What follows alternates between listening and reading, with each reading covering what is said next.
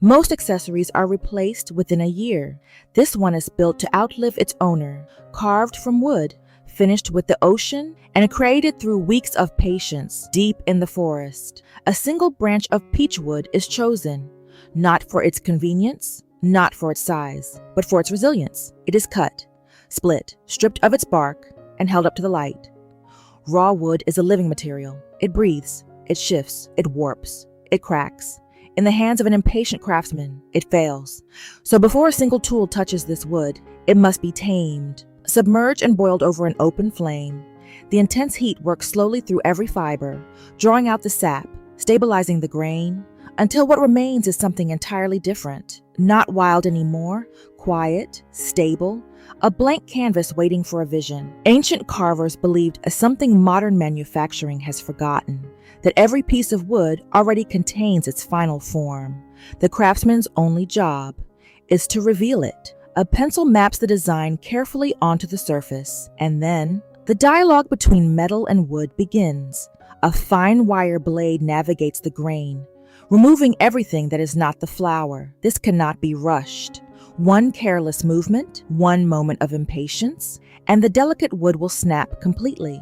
So the blade works slowly, the chisel follows, then the rasp, then sandpaper, grade by grade, finer and finer. The harsh angles begin to disappear, giving way to soft curves that seem almost impossible in wood. A rough branch, slowly transformed into a blossom. But the forest is only half of this story. To elevate the piece, we must turn to the sea. Abalone shell, colors that shift with every movement of light.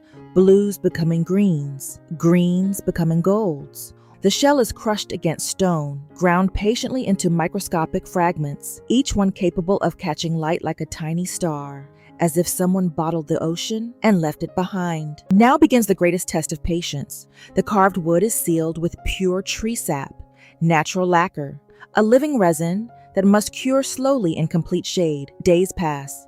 Only then can the decoration begin. A needle lifts the first fragment of shell, then another, each tiny piece placed carefully by hand, until a constellation of ocean light emerges across the surface, and then it disappears. Layer after layer of dark lacquer covers the design completely. Everything that was created, hidden beneath the darkness. Each coat must cure for days. Painted, dried, then painted again. For weeks, the ocean waits beneath the surface, unseen, but never gone, to reveal the treasure beneath. The surface itself must be sacrificed. The hardened lacquer is submerged in cool water and sanded away. Stroke by patient stroke, the dark veil slowly thins, almost imperceptibly at first, and then the ocean catches the light. Iridescent shell erupts through the crimson and black, exploding with colors no paint, no dye, and no synthetic material has ever truly replicated. Earth, sea, wood, time, bound together into a single object.